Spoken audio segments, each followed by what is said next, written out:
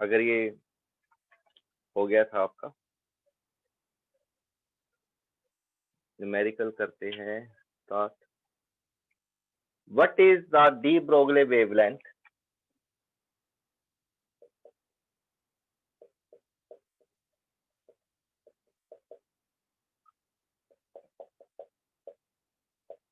What is the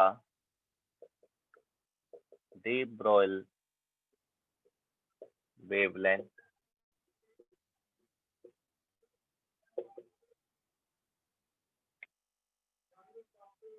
Associated with an electron.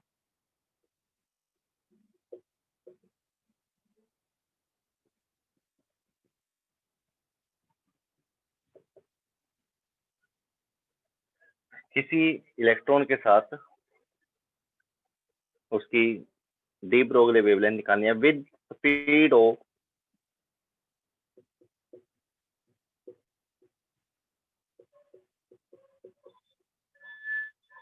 5.4 into 10 raised to the power 6 metre पर second.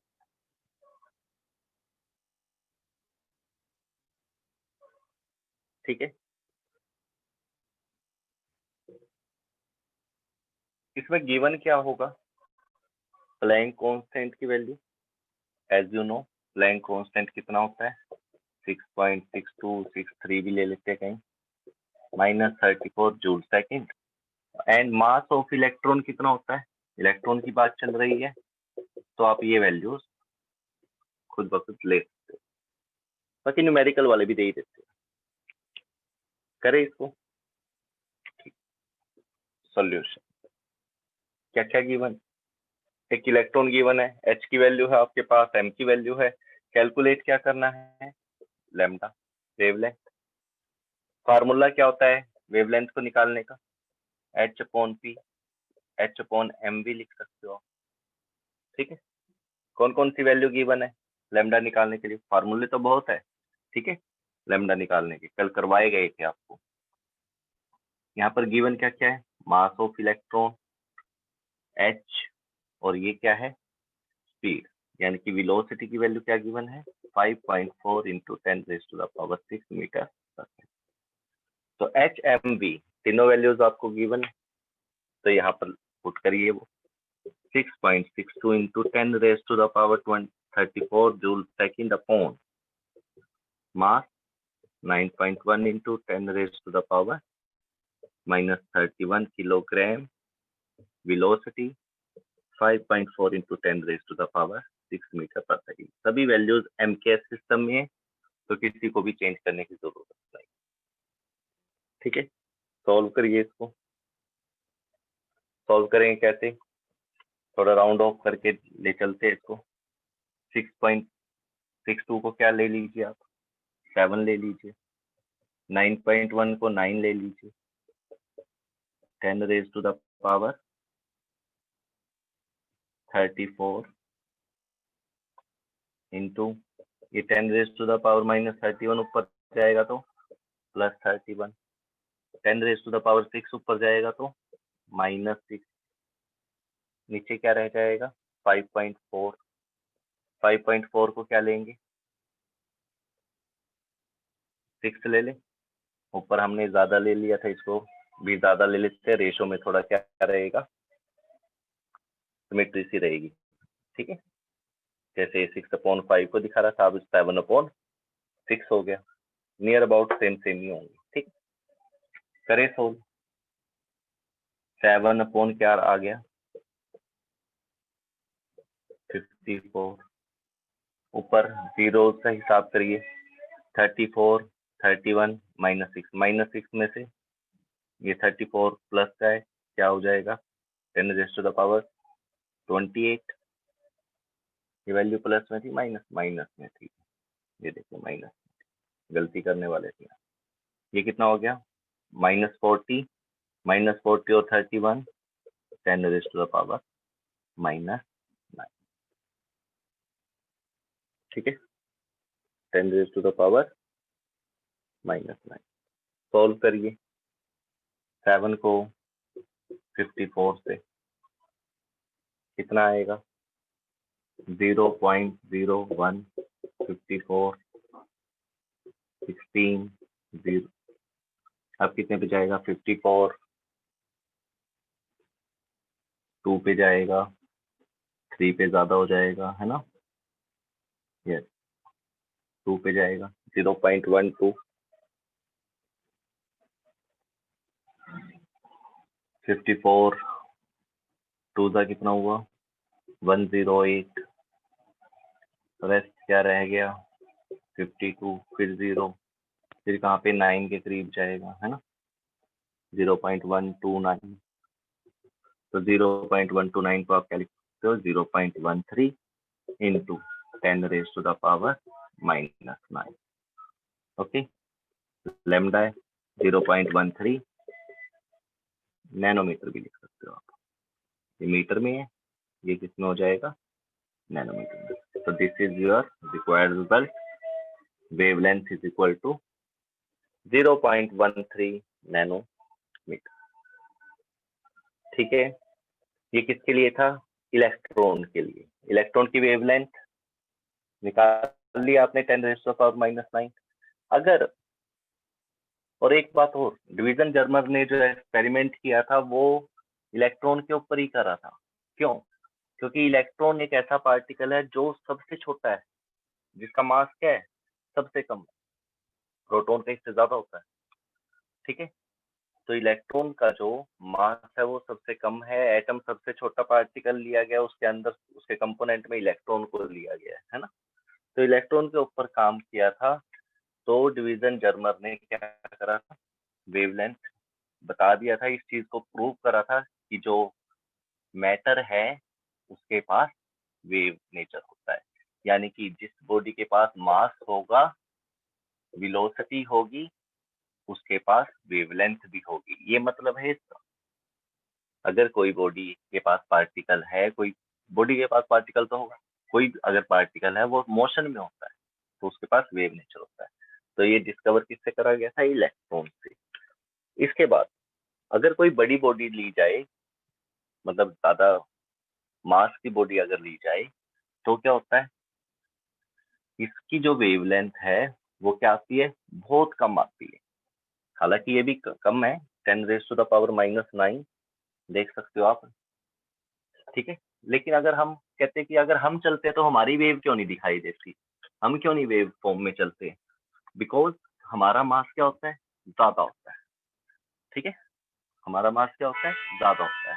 तो एक numerical उसका भी ले लेते हैं सेम यही रहेगा न्यूमेरिकल की स्टेटमेंट बस इसके अंदर हम क्या करेंगे एक बॉल को ले लेंगे। इसको ले लेंगे बॉल को। ठीक है उसकी वेलोसिटी ले लेंगे और उसका मास। इसी न्यूमेरिकल को रिपीट करते हैं। मास ले लिया कितना एक बॉल का मास 150 ग्राम की बॉल ले ली और उसकी स्पीड कितनी ले ली जैसे आपने कोई बॉल है उसको फेंक दिया 30 मीटर पर सेकंड से तो बताइए अब इसकी वेवलेंथ क्या होगी। वही फार्मूला रिपीट करेंगे आप lambda is equal to h upon mv। What is the value of h joule second. What is the value of mass gram में या किलोग्राम में बदल दीजिए इसको। ग्राम को किलोग्राम में करेंगे तो क्या होगा 10 raise to the power -3 into velocity metre पर सेकंड में है। ठीक है एमके सिस्टम में है। ओके ठीक है यहाँ तक सॉल्व करिए। सॉल्व करके देखिए रिजल्ट आएगा आपके पास। पहले रिजल्ट क्या आया था 0.13 into 10 raise to the power -9 किसके लिए इलेक्ट्रॉन के लिए। अब किसके लिए कर रहे हैं काम बॉल के लिए कर रहे हैं। देखते हैं बॉल के लिए वेवलेंथ की वैल्यू क्या आती है। करिए सॉल्व। ऊपर इसको क्या ले लिया 7 10 रेज़ टू द पावर -34 ये ऊपर चला गया तो +3 हो जाएगा अपॉन में 2 0 और ऊपर ले जाइए -2 नीचे रह जाएगा 15 और 3 एक 0 इसकी ले ली एक 0 इसकी ले ली प्लस की थी ऊपर ले गए -2 +3 +1, ये कितना आ जाएगा 10⁻³ -33। ठीक है, 10 की 0 का हिसाब हो गया, 0 बचा क्या 7/45। अब क्या आएगा आंसर, 7 को बीच में रखिए, 45 से डिवाइड करिए, 0.15642 अब कितने पे जाएगा ये 90, 180, 276 से 5 पे जाएगा। ठीक है, तो आपका तकरीबन आंसर क्या रह जाएगा 0.15 इंटू 10⁻³ मीटर। ये देखा कंपेयर करके इतना कम है इससे, वेरी वेरी लेस। तो ये कांट डिटेक्ट, इतनी छोटी वैल्यू को वेवलेंथ की डिटेक्ट नहीं कर पा रहे, नहीं कर पाते। तो इसलिए इलेक्ट्रॉन के ऊपर ये डिवीजन जर्मन ने एक्सपेरिमेंट किया और डे ब्रोगली हाइपोथेसिस को क्या कर दिया, प्रूव कर दिया। आया ये समझ? किसी बड़ी बॉडी के लिए जिसका मास ज्यादा हो उसके लिए ये जो लैम्डा है इसकी वैल्यू काफी कम आती है। चलो इसके बाद बोर्ड के क्वेश्चन करते हैं दो, एक दो करते हैं। एक करते हैं कंसेप्चुअल, कंसेप्चुअल ही होते हैं इसके ज्यादातर, कंसेप्चुअली करो। इलेक्ट्रॉन, प्रोटॉन और अल्फा पार्टिकल, इन सब के बारे में तो आप जानते ही होंगे। इलेक्ट्रॉन, प्रोटॉन और अल्फा पार्टिकल। इलेक्ट्रॉन का मास पता है, चार्ज पता है, ऐसे ही प्रोटॉन का मास और चार्ज भी पता होगा और अल्फा पार्टिकल का भी पता होगा।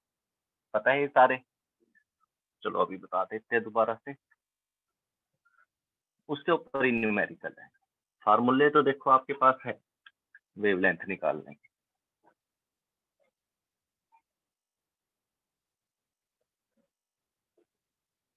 एक बार फार्मूला लिख दो।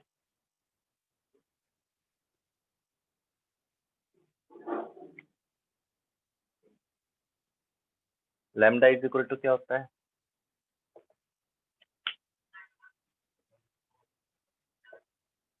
चलो क्वेश्चन लिखते हैं पहले, उससे फार्मूला बाद में आ जाएगा। An electron, an alpha particle and a proton, तीन चीजें गिवन है। An electron, an alpha particle and a proton. ठीक है, तीन चीजें गिवन है। An electron, an alpha particle and a proton have the same kinetic energy, have the same kinetic energy। k की value same है तीनों की। Which of these particle has the largest de Broglie wavelength? Which of these particle has the highest de Broglie wavelength? सबसे ज्यादा wavelength किसकी होगी? और इसको ऑर्डर में भी कह सकते हैं, arrange in decreasing order, decreasing में कह सकता है और इंक्रीजिंग में भी कह सकता है। क्वेश्चन की सेंस पर जाना। अभी उसने क्वेश्चन क्या पूछा है, सिर्फ उसको हाईएस्ट वेवलेंथ की वैल्यू चाहिए। इन तीनों में से किसकी हाईएस्ट वेवलेंथ? तो तीनों को ट्रीट करना आना चाहिए पहले तो, इलेक्ट्रॉन, प्रोटॉन और अल्फा पार्टिकल। इलेक्ट्रॉन का मास कितना होता है 9.1 इंटू 10⁻⁻31। प्रोटॉन का कितना होता है 1.67 इंटू 10⁻⁻27 kg। अल्फा का क्या होता है? अल्फा का डबल हो, नहीं 4 गुना क्या होता है अल्फा? 2 हीलियम 4, है ना? तो मास कितने टाइम ज्यादा होगा? प्रोटॉन, प्रोटॉन कह रहा हूँ इससे, इलेक्ट्रॉन से, ठीक है, 4 गुना ज्यादा, ठीक है। तो सबसे पहली बात तो मास को लेकर बात आ जाती है कि मास किसका ज्यादा है। अल्फा का सबसे ज्यादा हो गया, ठीक है। उससे कम प्रोटॉन का, मास अल्फा लिख दीजिए, मास प्रोटॉन लिख दीजिए, और यहाँ पर मास इलेक्ट्रॉन सबसे। चार्ज को लेकर बात करें, ये -1 होता है, ये +1 और ये 2 होता बराबर ही है। तो यहाँ पर देखा जाए चार्ज इसके पास ज्यादा है, ये कम है, ये बराबर है। चार्ज को लेके ये दोनों बराबर, तो वैसे ही पता होना चाहिए। अब बात आ जाती है कि वेवलेंथ निकालना है। क्या निकालना है? वेवलेंथ। वेवलेंथ का formula lambda is equal to h/p होता है, h/mv भी लिख सकते हो, है ना? और बताइए, सोल्व करा था इसको, सोल्व करके और क्या फार्मूला निकाला था? h/m के अंदर का रूट भी निकाला था ये फार्मूला। मोमेंटम को काइनेटिक एनर्जी की फॉर्म में ले गए थे, ठीक है। यहाँ पर क्या गिवन है? देखिए इसके अंदर सेम काइनेटिक एनर्जी, क्या गिवन है? Same kinetic energy. किसकी? इन तीनों की जो काइनेटिक एनर्जी है, ए की वैल्यू है, वो तीनों केस में क्या है? सेम। सेम है तो क्या करेंगे आप? इग्नोर करेंगे, इग्नोर के को लेके कोई फैसला नहीं हो सकता, और एच क्या है? कांस्टेंट है, इसको लेके भी कोई फैसला नहीं हो सकता, तो रह गया lambda. Lambda is equal to 1/रूट है, ये रह गया, ठीक है। क्या पता लग रहा है इससे? Lambda is equal to 1/√m से क्या पता लग रहा है? कि जिसका मास कम होगा उसकी वेवलेंथ ज्यादा हो, ठीक है। तो सबसे कम मास किसका है? इलेक्ट्रॉन का। तो वेवलेंथ इलेक्ट्रॉन की क्या होगी? ज्यादा होगी। उसके बाद प्रोटॉन का मास थोड़ा ज्यादा है ना, तो इलेक्ट्रॉन की सबसे ज्यादा। उसके बाद प्रोटॉन का नंबर लगा दीजिए, प्रोटॉन का जो मास है वो इलेक्ट्रॉन से ज्यादा है, तो वेवलेंथ इससे कम होगी, तो इलेक्ट्रॉन की सबसे ज्यादा, लैम्डा की वैल्यू इलेक्ट्रॉन की सबसे ज्यादा, फिर प्रोटॉन की, उसके बाद वेवलेंथ अल्फा, ठीक है। तो ये रिजल्ट आ जाएगा। अगर हाईएस्ट पूछा है तो सबसे ज्यादा वेवलेंथ किसकी होगी, तो आपका आंसर क्या रहेगा? आंसर क्या रहेगा? इलेक्ट्रॉन। ऑर्डर में पूछा है, डिक्रीजिंग ऑर्डर में, तो इस तरह से आंसर देंगे, और अगर इंक्रीजिंग ऑर्डर में पूछ लें तो इंक्रीजिंग ऑर्डर में, तो आपने आंसर इस तरह से, ठीक है। तो क्वेश्चन को जरूर ध्यान से पढ़िए कि क्वेश्चन पूछा क्या गया। नेक्स्ट, अब पोटेंशियल को लेकर करेंगे एक question.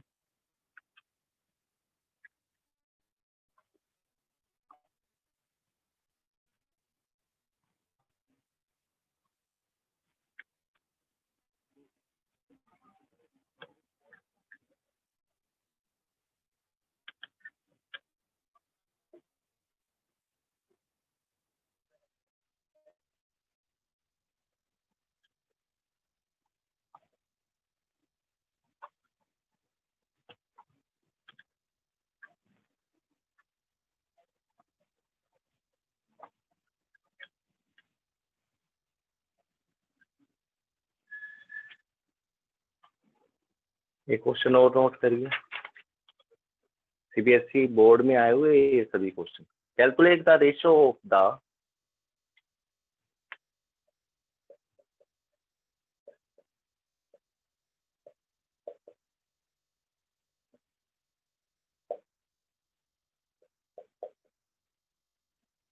Calculate the ratio of the accelerating potential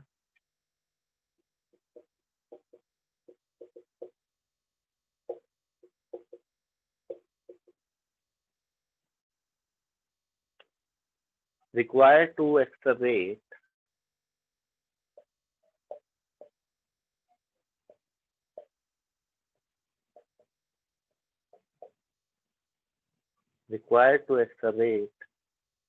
first proton, second an alpha particle,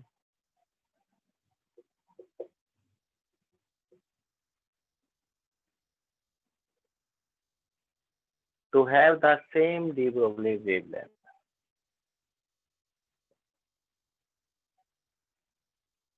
To have the same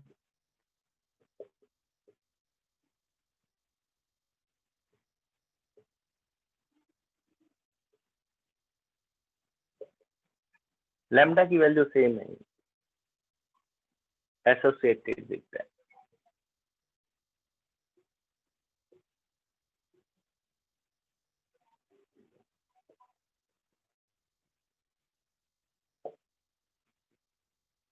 करें इस क्वेश्चन को. क्या क्या गिवन है? प्रोटॉन और अल्फा पार्टिकल. प्रोटॉन क्या होता है? 1H1. अल्फा पार्टिकल क्या होता है? 2 हीलियम 4. पता है इसके बारे में आप? और दोनों का गिवन क्या है कि पोटेंशियल की वैल्यू सेम है. क्या है दोनों का? Same. Calculate the ratio of accelerating potential. नहीं, वेवलेंथ सेम है. The same D Broglie wavelength. Potential तो निकालना है.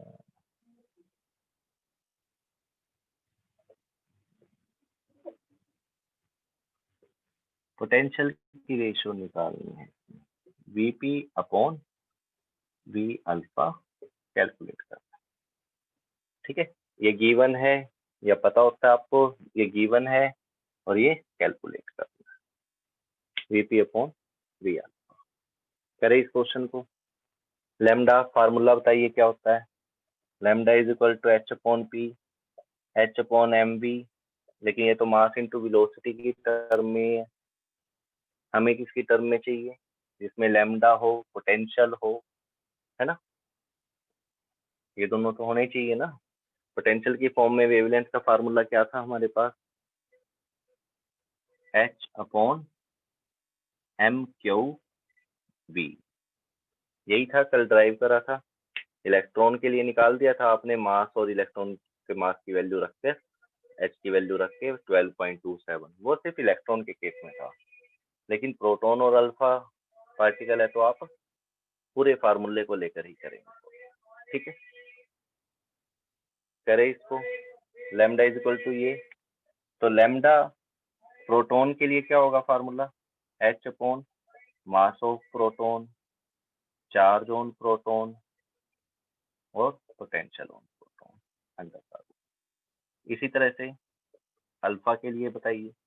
H upon mass on alpha, mass of alpha, charge of alpha and potential. ठीक है, but according to question wavelength दोनों की क्या है? सेम. प्रोटॉन की वेवलेंथ और अल्फा की जो वेवलेंथ है वो क्या है? सेम. अकॉर्डिंग टू स्टेटमेंट और according to question.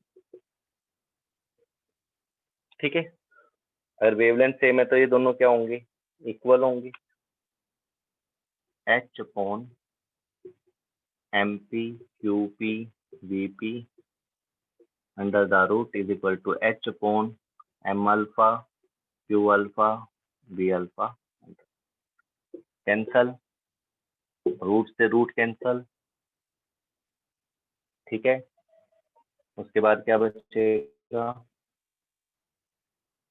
1 upon m p q p v p is equal to 1 upon m alpha q alpha v alpha. Cross multiply करिए. रेशो चाहिए आपको किसकी? Calculate the ratio of accelerating potential required to accelerate proton and alpha particle. तो proton को आप ऊपर ले लीजिए, वीपी की वैल्यू को ऊपर ले जाइए, वी अल्फा को नीचे, तो ये आ जाएगा आपका v p upon v alpha is equal to, ये नीचे ही रहेगा, ये टर्म ऊपर आ जाएगी, m alpha q alpha upon m p q. चलो अब फाइनल टच देते हैं इसको, यहाँ पर दे देते हैं।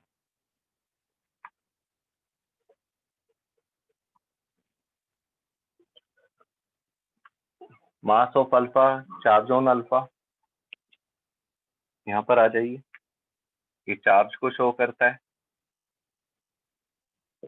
और ये मास को शो करता है। अल्फा का चार्ज भी ज्यादा है और मास भी, किससे? प्रोटॉन से। तो यहाँ पर आ जाइए v p upon v alpha is equal to, कितने गुना ज्यादा है, ये सारी वैल्यू लिखिए। प्रोटॉन का जो मास है, अल्फा का जो मास है वो 2 टाइम्स है इससे, तो आप लिख सकते हो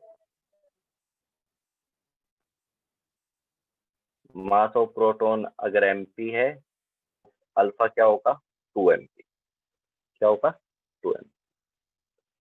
इसी तरह से चार्ज 1 है, ये 4 है, तो चार्ज ऑफ प्रोटॉन क्यूपी है, तो चार्ज ऑन अल्फा क्या होगा? 4 टाइम्स क्यूपी। ये आप यहाँ से ले सकते हो वैल्यू, ठीक है। तो यहाँ पर वैल्यू पुट करिए, m alpha 4 times of mass of proton into q alpha 2 time of charge on proton upon mp q p, ठीक है। मास ऑफ प्रोटॉन से mass of proton cancel, q p से क्यूपी कैंसल, 4 2 जा क्या आ गया? 8। तो potential of proton to the potential of alpha की रेशो क्या रह गई? 8 टाइम। और you can say that proton का जो पोटेंशियल होगा वो 8 गुना ज्यादा होगा, किससे? अल्फा पार्टिकल, किससे? Alpha particle. आया समझ में? ठीक है, आज के लिए इतना ही। ये थे कुछ 2 कंसेप्चुअल टाइप क्वेश्चंस और एक न्यूमेरिकल इलेक्ट्रॉन, और मैंने एक बोल था जो आपको करवाया।